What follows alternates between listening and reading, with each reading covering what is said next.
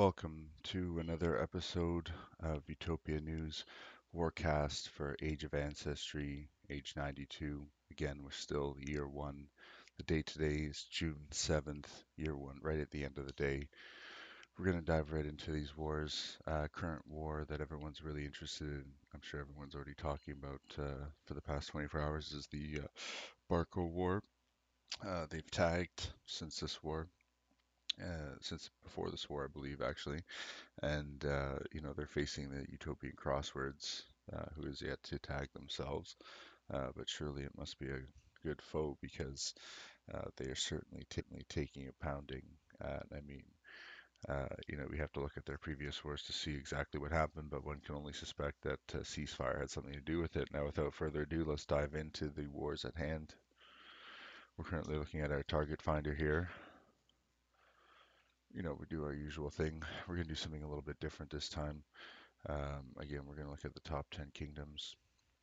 This is something, I encourage everybody to do. Just take a quick look, see who's at the top there.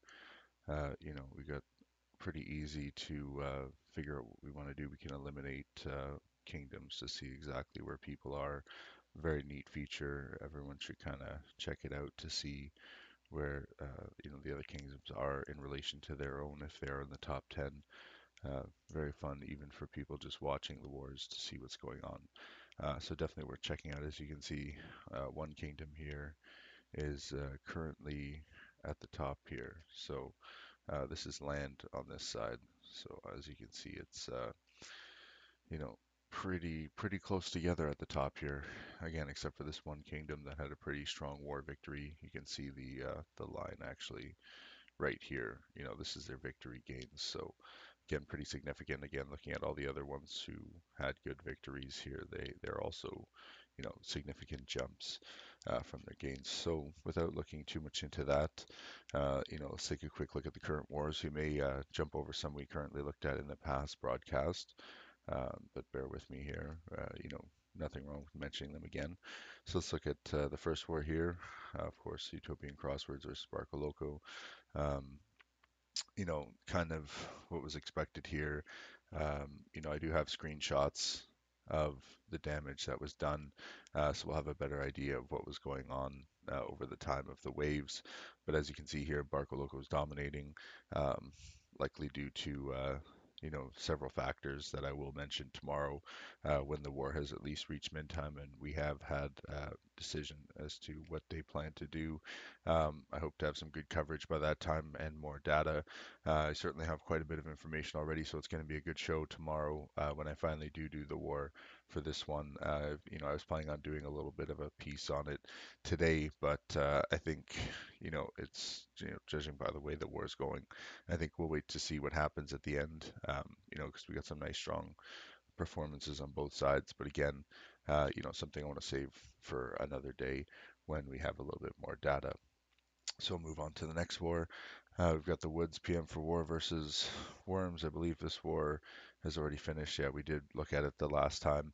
Congratulations again to Worms for having a strong performance and defeating the Wood.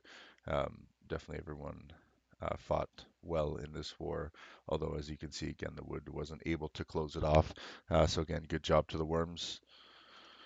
Let's go on to the next one here. I was fired versus StarCraft. I believe StarCraft was up. You have two provinces, and again, they took this victory by landslide. It's kind of what's expected again from StarCraft, a good warring kingdom. Again, two provinces up. We couldn't have expected that to happen. So good job again, guys. I mean, at least you're still winning it, and it doesn't look like the other side put up. They definitely put up a bit of a fight, especially before min time, but they clearly realized that they were outmatched. It doesn't seem like they were able to do very much as StarCraft continues to grow throughout the war here in terms of honor, as they just take the honor away from the enemy kingdom and beat them down further in net worth. Good job, StarCraft. Let's move on to the next one. This is the Romania versus Upships Creek Hostile. I've got some more data on this one actually. We're going to look at the dragons a little bit. Going to try and cross-reference it with a point on the map here. So I've got the. I'm going to pull up the data I have, the news for this one, and I'm going to indicate on the map, um, kind of where the dragons jumped in. So let's see, on March 4th, started a Ruby project targeted Romania. An emerald dragon from Romania has begun ravaging our lands. That was March 4th. So in the target finder, I believe it's a month ahead. So we need to look a month behind. Um, so this thing says March 4th. We're actually looking at Feb 4th. So around here, which makes sense, um, Ships Creek experienced an emerald dragon, as you can see on their, on the damage from Romania's wave. That was pretty significant for the land side of things. Let's take a look at the net worth side of things. Um, Feb 4th again, correlates with that. Good strong net worth drop here, probably from that dragon, emerald dragon that was ravaging the lands. They started a Ruby Dragon focused at Romania right before they received that um, Emerald Dragon, what is represented as the February 4th there, but is actually March the 4th in game. The thing is a little bit jumbled at the moment and has been for some time. And then on March 4th again, Romania starts another dragon, another Emerald Dragon, after several wave attacks. Um, on a March 9th, it looks like the dragon was slayed. The first emerald dragon was slain on Upships Creek. Moving on to the next information about the dragon. March 19th has completed the dragon. So on February 19th on the map here, um, their ruby dragon takes flight and ravages Romania. As you can see on their wave here is a good strong performance um, on that one. So definitely that dragon helped them a good bit, and then they follow up with another ruby dragon right after that. Romania cancels their dragon project. I believe that was an emerald. They start a ruby dragon project in response on the 20th, March 4th. Okay, we're gonna go into the next document here and just go to the top. Okay, and on now we're going into April, so it doesn't seem like too many dragons are seen, until, going into next month. And on April 15th, completes our dragon. So Romania must have slain the dragon, probably sometime, April, which is actually March 15th, somewhere around here. They did send another dragon, so maybe around here they slew the dragon, which explains their net worth drop on Romania's side, because why else would the other kingdom send another dragon? So in follow up to that, they start another Ruby Dragon project. Let me pull up the last rung of news there to see if there's any more dragons in this war. Let's see. Okay, yep, and then no, finally they cancel their last dragon project on May the 5th and withdraw from war.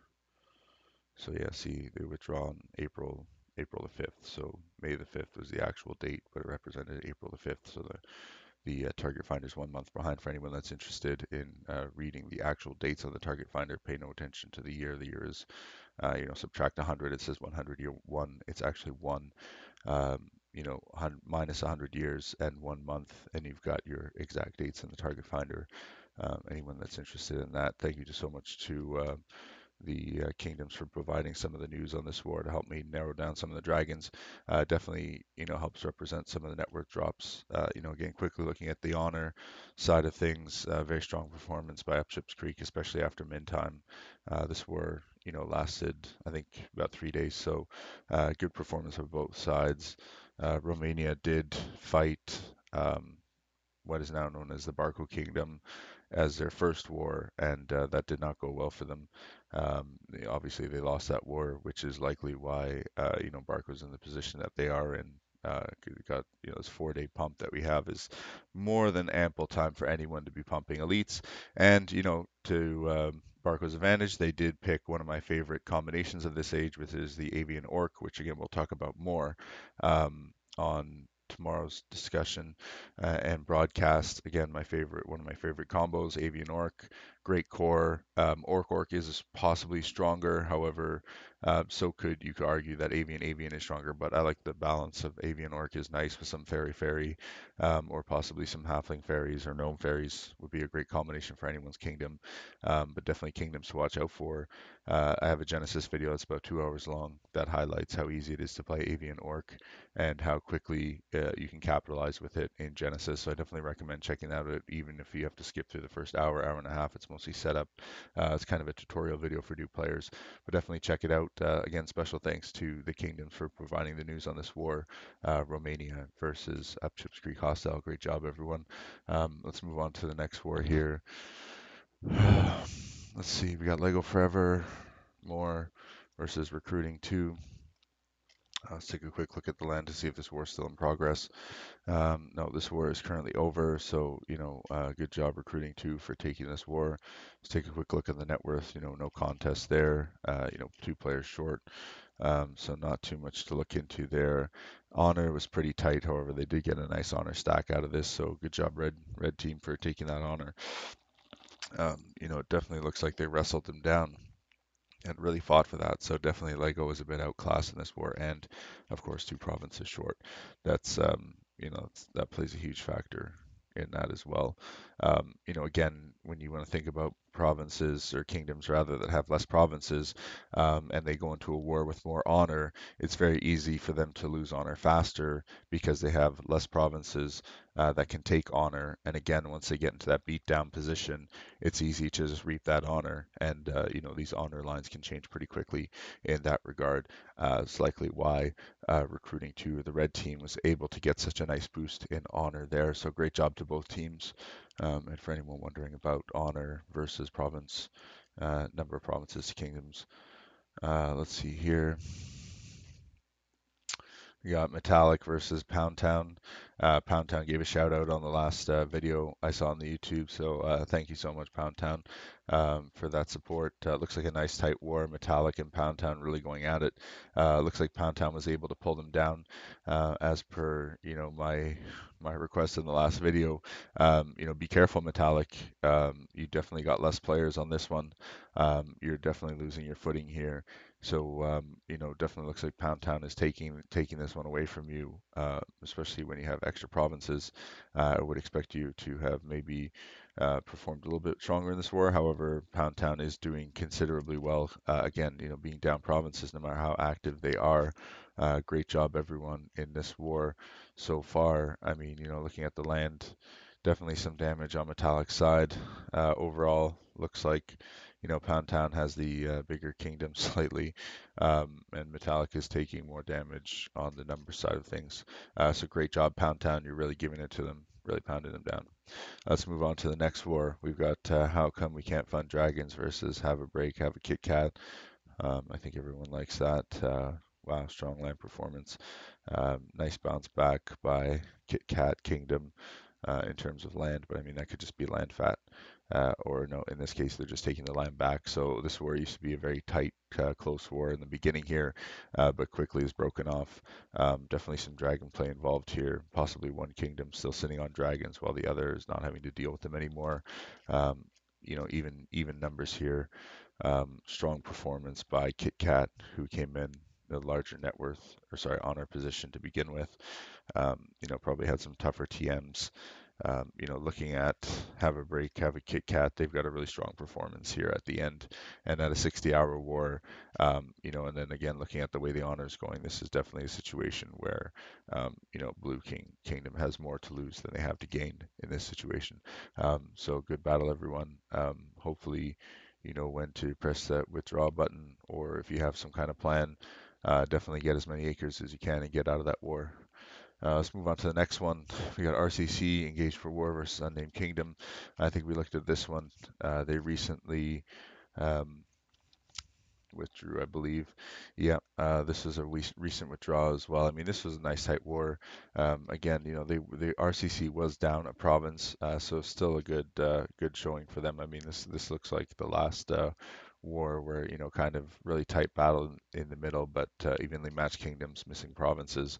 That spells disaster later on in the war. And this war just made it past mid time. But as you can see, RCC did have a strong opening here. However, it petered off very quickly, likely due to the lack of the province. I mean, looking at the damage here, pretty significant damage on their side across the provinces versus the enemy, who, again, they only have one or two provinces that are probably in that 100k damage zone. Whereas, there's already a bit of recovery here. So good job to both sides. Looks like RCC just bit off a little bit more than they could chew on that one. Let's move on to the next one. I mean, we got three provinces plus on the 9mm safety, so I'd expect them to have a good performance here against Mythcraft, although it looks like Mythcraft is really giving it to them, showing again that, you don't necessarily need to have more provinces, you just have to have the skill and the right setup in war. See, Mythcraft is again taking this war looking like the last two that we were looking at. Mythcraft with a really strong performance, although 9mm is doing a good job of retaining the honor. It doesn't look like they're going to be able to hold the land and the net worth. So, tight exchange of land here, really lean provinces. Really comes down to what happens now. But I mean, they're in a nice balanced land zone. So, this might be a good time unless, you have a good chance, you know, to consider that ceasefire and training elites, as many elites as you can. Anyway, it doesn't matter what the numbers are. Just take advantage of those ceasefires, have fun, win wars, and make some friends and have some great wars and create amazing kingdoms out there, everyone. I mean, one war is not going to make or break the entire game for everyone. So let's move on to the next one. Utopian Crosswords versus Barcaloco. We're going to look at that again tomorrow. Looks like we doubled up on here. Oh no, sorry, the Woods War versus Flirting with 112 STFU. Um, Looks like this is one of the more recent wars that started out. I mean, land-wise, this clearly looks like the Woods is, taking this one. Net worth-wise, again, Woods in strong control. Um, Flirting is down one province, so we'd expect no less from, province, a kingdom with such, with the skill aspect and a plan on the game side of things. Definitely a war that looks like is easily in Wood's hands, 34 hours. Definitely their war to win. Good job, everyone. Flirting, definitely, try to prove me wrong, come back, do some damage, mess them up, see what she can do. Otherwise, looks like this one is definitely going in Wood's direction. Let's move on to the next war. We got the Simpsons versus WTF. Let's look at the land side of things. We're only 34 hours into this war, so it looks like a nice strong exchange. However, WTF seems to be taking more land now on their last wave. Looking at the net worth side of things, looks like they're doing equal amount of net worth damage as well. I mean, they did a nice job pulling down here. There's definitely some dragon play involved, probably. Um, we can kind of look at the land chains here to see what's been going on. Definitely some dragons involved for that much net worth drop. Otherwise, there may be some raises going on, but depends on the strategy here. But whatever they're doing is definitely working really well. Great job for sure on this one. WTF, you're really bringing them down. Yeah, see, like even look at the honor here. They're about 8K honor above. And again, Simpsons is one province short. So again, you feel those ops, especially when you're not in the advantage position when it comes to ops. So it's easy to have that honor swing back on you real quick. Let's move on to the next war here, Evil Friends versus Winx Club. Again, only 33 hours on this war. Really tight war, plenty of stuff going on. Looks like they're both hitting each other right now as they're both dropping Evil Friends and Winx Club. Let's take a quick look at the net worth side of things. Um, you know, Network side of things kind of tells the same story. Evil Friends still in a good position though. I mean, definitely nobody has to even consider withdrawal at this point. Very strong back and forth, even war. Looks like this is a good war to fight in. A good even battle. So I'd like to keep an eye on this war. Evil Friends versus Winx Club. definitely a war to watch and see what happens at min time. Again, this could be anybody's war. So good job, everyone. Good luck. Hopefully, may the best kingdom win and have fun out there. Let's move on to the next war. Constellations versus Pain Train. We got Pain Train here with two provinces down, two provinces short. Although the net worth, their acre spread looks pretty even on both sides. Net worth damage, on the other hand, looks like Pain Train is taking, on more a little bit more on the damage side of things. But again, depends where that damage is being allocated and what kind of ops and dragons are in play here. So without further news and intel, it's hard to say for sure. Definitely, if any of the kingdoms like to reach out to me with some of the intel that we have, we can look at it, tomorrow's show when we come closer to min time. So definitely reach out to me with your news and dragon information so we can look at that in closer detail as we go forward. Again, with regards to Romania war, thank you so much for providing that information.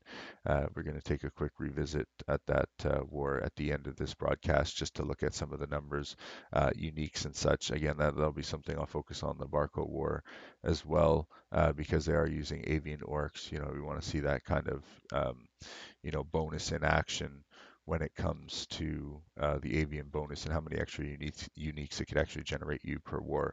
So that's something we'll look at as well. Looking at the honor side of things, back to the Pain Train war, Pain Train is definitely taking some damage here. So definitely, Constellation's a skilled kingdom. Pain Train, although tough, went up against an opponent. That is very strong as well. Still anybody's war, so good luck to everybody. Let's move on to the next war. This is our micro war, our 8 versus 8 melting parties versus epic meme. It doesn't look like there's too much going on here. I mean, this is what you could expect. Everyone who wants smaller kingdoms is wars with less movement, less going on. I mean, looking at the kingdom net worth numbers here, definitely a hard fought battle though. Both sides are. I think one province was still in protection. No, it's no longer in protection anymore. All cylinders are firing on both sides. So this will be an interesting war to see what happens at min time.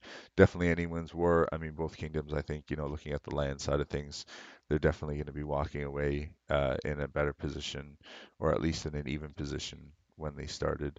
No one's going to not benefit from this war for sure. Let's move on to the last war here. Why Tom left with one province less versus pirates. Um, Pirates is one of the first kingdoms to go to war. Looks like land-wise, Pirates is soaking up those acres, possibly getting a little bit land fat. Looking at the net worth side of things, definitely not the case. They're definitely growing in net worth and maintaining their lead over the Y Tom left kingdom. It definitely looks like Pirates is going to take this war. Um, you know, Tom could have a pretty strong swing back, and I'd love to see Tom's kingdom swing back here. But it definitely looks like Pirates is having a really strong showing here. They did have some really tough wars to start the age, so sorry, rather good war. I remember we were looking at the very beginning versus Varg Packet, I think it was. Um, that was a pretty tough war because that kingdom is definitely no stranger to war. So good job, Pirates, for a strong showing here. Why Tom left Kingdom? Give me something to work with. Let me know what's going on. Maybe some dragons are in play, and Pirates has no dragon on them, so that could easily explain this. Um, Definitely some interesting information there. I did say I wanted to just go back to the Romania war quickly, but it appears as though I closed the Seraphim formatter link. So I'm just going to go back there quickly, and I'm just going to show you how easy it is to paste and copy, data in here. So I've got a couple of documents here, and I'm just going to paste this data into here. It can take quite a number of characters, so I don't think I've ever maxed it out. I never click the war button because it usually messes up the raises for some reason. Doesn't work properly. Don't worry about that. It's kind of old, hasn't been updated. Okay, but here we are. This is the intel that we've been looking for. Again, good job, Pirates. Great war for you. Going back to our Romania war here, we just kind of want to take a look to see, who was doing what. I mean, race-wise, we got avians and dwarfs. A lot of avians on both sides, actually, avians and orcs on the Romania side. Definitely a strong combination. Interesting combination. Avians and dwarfs on the other side, so a bit tanky with a bit of speed. I would definitely expect Romania to have taken this war, with the build that they had. But again, it comes down to how it's played, and what these orcs and avians actually are. But again, going back to the Seraphim data, we can see here, some provinces, we're making some good attacks. Nautilus here was hit quite a few times, but still came out positive. Compared to Friendship down here, looks like they got wailed on. And Flying Dutchman were definitely wailed on considerably compared to the rest of the kingdom. So good on them for staying alive. Not too much of an acre exchange here. I mean, not much different at the end of the war. Looking at the unique side of things, definitely stronger unique showing on 7-9 side, which is possibly the reason for their victory. Again, good job to everyone. Again, shout out to the kingdoms for providing the intel that we needed to do this broadcast. So thank you, everyone. We'll take a quick look at the top 10 honor chart here, just because we're here. I mean, it's pretty much the same kingdoms. However, you notice Worms is on top here. Whereas before, I believe it was Happy Birthday, Kurosawa, War, and again, everyone's got to keep an eye out for Barco Loco. Definitely a strong kingdom that's tagged early, so definitely keep your eyes open. And make sure you take full advantage of those end of war ceasefires. They are extremely vital this age, especially with some decent kingdoms running around. So don't take anyone lightly that's at the top. You don't really know who anybody is for the most part anymore. So again, this is your reporter Win. Thank you so much for joining me for the June 7th Year 1 broadcast. I look forward to a broadcast tomorrow, the July 7th. Should be great. Again, it's July 4th today, so happy July 4th to all of our American friends out there, and anyone watching. Thank you so much for watching. This is your host Win signing off for the evening. We'll be back tomorrow. Thank you so much, everyone.